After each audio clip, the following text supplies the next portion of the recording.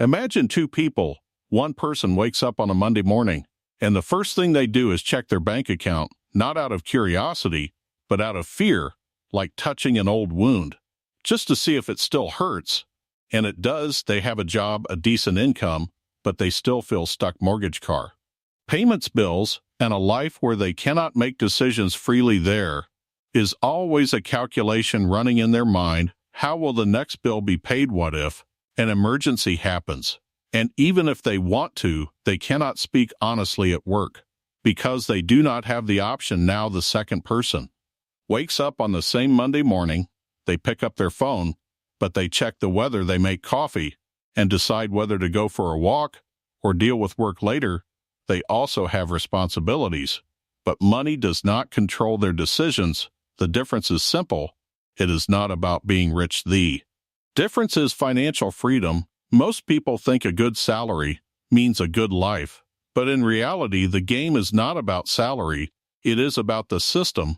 Think about a simple example. A couple, both earning a good combined income. On paper, everything looks perfect, but when you look at the real numbers, after taxes, housing, transportation, insurance, groceries, and utilities, there is barely anything left, and one unexpected expense like a car repair or a medical bill can shake everything. This is not poverty, this is financial captivity, and the most dangerous part is that you think you are doing fine, when in reality, you are just surviving, and this stress makes things worse, because stress reduces your ability to make good financial decisions. Now, what does financial freedom actually feel like? At first it feels exciting, but very quickly it becomes normal.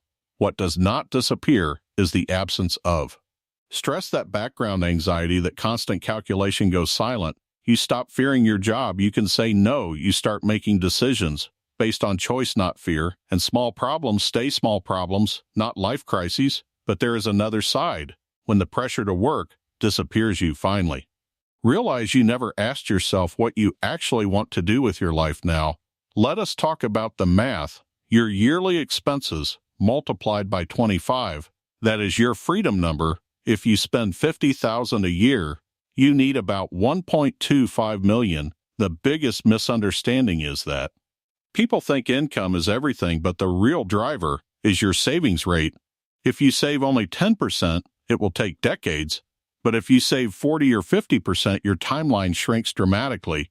And the most powerful insight is that when you spend less, you save more, and at the same time your required number becomes smaller. So you win on both sides. Now think about compound growth. In the beginning it feels slow. The first 100,000 is the hardest, but after that, everything changes. Your money starts working for you.